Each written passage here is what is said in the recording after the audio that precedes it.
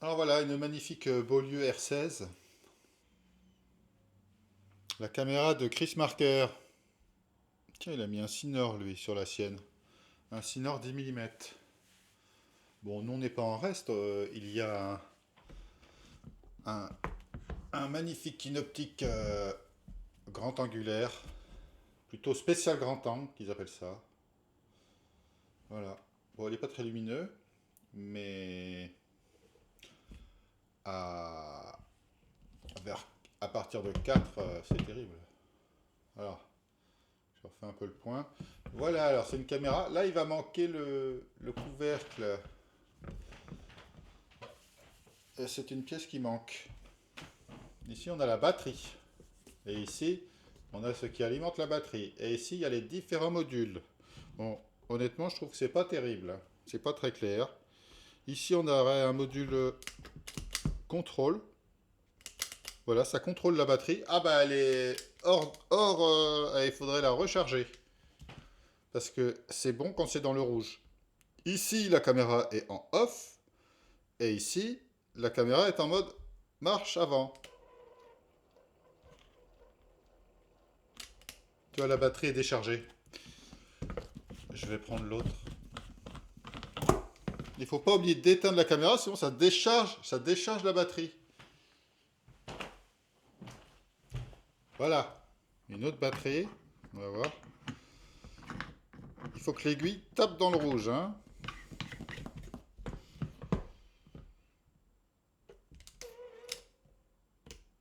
Tiens. Alors l'aiguille, elle a du mal à réagir, hein. Voilà. C'est dans le rouge, c'est bon. Il y a assez de batterie. De toute façon, pour... Merde. Ah bah oui. Ah bah oui, ça bloque le... Ça, c'est vraiment bien, hein. Parce que... Hop. Et puis tu fais deux images secondes pendant toute la bobine et tu laisses sur pied et ça te fait un truc super stable. C'est vraiment une caméra très astucieuse. Alors ensuite, on va aller du côté de la chambre. Moi j'appelle ça la chambre. Alors on ouvre un quart de tour. Hop. Alors j'ai mis du gaffeur, hein, pour éviter qu'il y ait des infiltrations de lumière. Mais normalement, bah, il faut le cache. Ici, on a toujours la bobine réceptrice, donc qui est vide. On aura la bobine débitrice en haut. J'ai un petit peu de bobine qui est dans le bon sens, comme j'expliquais dans la vidéo Arriflex. Il faut que les perfos soient en bas et que le film se présente comme ça devant le couloir avec le côté mat, là où se trouve l'émulsion. Ici, c'est la couche anti-halo et le support.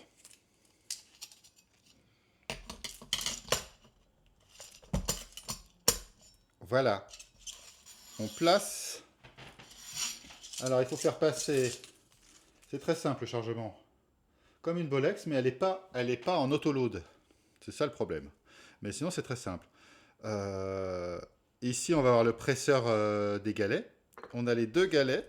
Moi, j'appelle ça le galet débiteur et le galet récepteur. Le galet débiteur, bah, les dents, bah, les deux sont avec des dents en bas, en fait. Je sais pas pourquoi. Alors, faut faire une boucle comme ça. Bah, il y a le schéma, en fait. Et après, il faut essayer de respecter le tournicotis, là. Non, non, je déconne. Et là, il y a marqué un beau Made in France. On est très content. Alors, faut toujours dépoussiérer, hein, comme tu vois. Surtout ici, à mon avis, ça doit être bien encrassé. Alors, c'est le dernier modèle, hein, c'est le modèle R16. Le dernier qui est sorti. Ah non, la dernière, c'est celle qui est sortie dans les 80, qui est électronique. Celle-ci, elle est électrique, pas électronique. Enfin bon, je sais pas s'il y aurait vraiment une différence. Électronique, qu'est-ce que vraiment l'électronique? Hop, tu vois, premier galet. On fait passer ici. Oh, en fait, c'est facile. Bon, on va voir. Parce que le plus difficile, c'est la pièce qu'il faut rajouter. C'est ça. Il faut bien faire la boucle.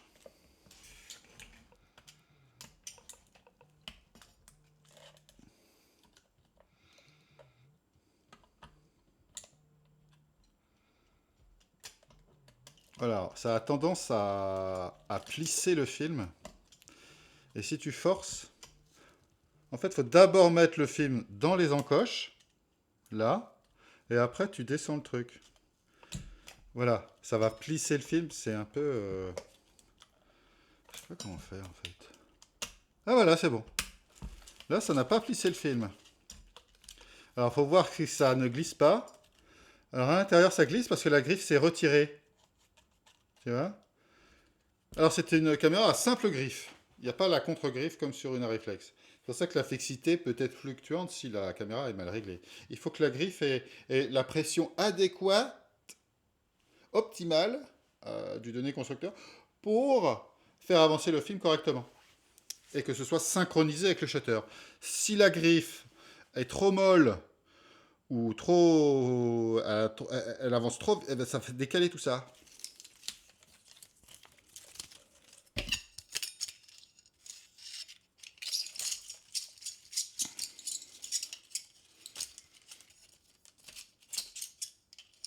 J'ai pas du tout préparé. Ben voilà, ça se charge, mais à une vitesse. Combien de temps j'ai mis là?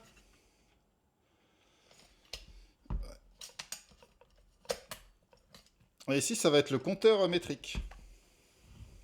Alors, faut toujours faire avec la poire là. Et ici, il faut refermer. Et après, tu regardes si ça s'entraîne bien. Alors là, à 2 images secondes, ça pose pas de problème. On va aller un peu plus vite. Ah ouais, alors le modèle R16.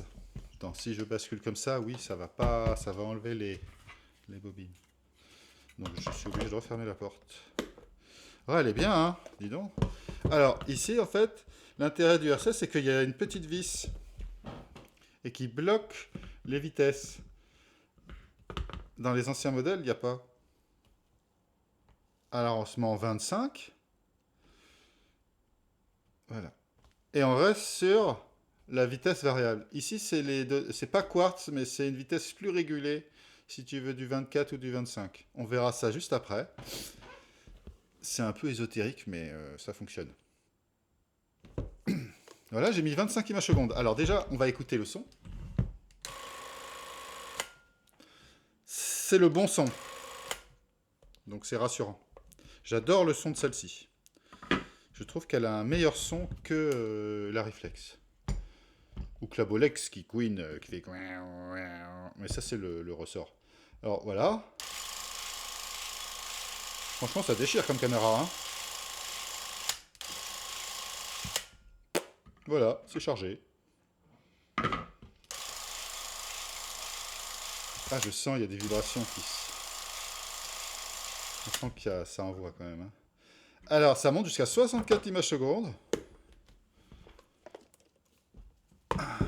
Alors, il faut faire du 64 images secondes que si le film est chargé. Hein. Alors, attention. Voilà.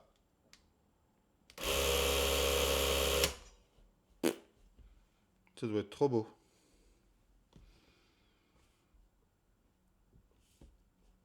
Je suis sûr que cette caméra, on peut l'upgrader en Ultra 16. Voilà, on est en 24 images secondes. Alors, il y a une petite aiguille qui se balade, là. Et quand on se... Alors, il faut se mettre en mode 24 ou 25. Alors, pour faire ça, il faut d'abord couper la caméra. Donc, on se met sur stop. On est sur stop. On met sur 24-25. On se remet en mode normal. Et en fait, ici, il faut regarder l'aiguille. Eh bien, il y a des petits picots là. Non, des petits picots. Des petits points coloriés. Ceux du dessus, on les voit pas. Il faudra que je fasse un plan macro dessus. Il y en a un qui est vert. C'est ceux qui sont dessus. Un qui est vert et un qui est rouge. Alors, si l'aiguille est sur le vert, c'est que la caméra est plutôt à 24. Et si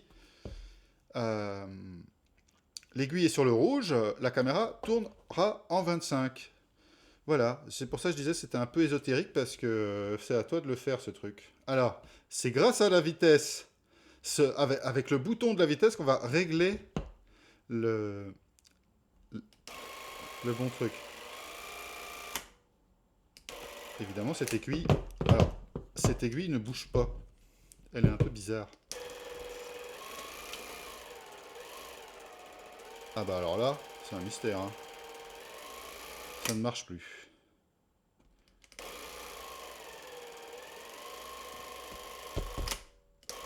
Ah voilà. Elle a vraiment du mal à réagir, hein. Là, je fais de l'ombre. Voilà, alors là, on serait plus à 25. Tu vois. Et là, à 24. Donc si tu veux faire du 24, tu écoutes. Tu écoutes le bruit de la caméra. Et en fait, tu te remets ici. Moi, c'est ce que je ferais, hein. Voilà. Voilà. Et ici, tu peux à l'oreille. Tu vois, on est à 24. Ça a sonné. Voilà, le tuto est terminé.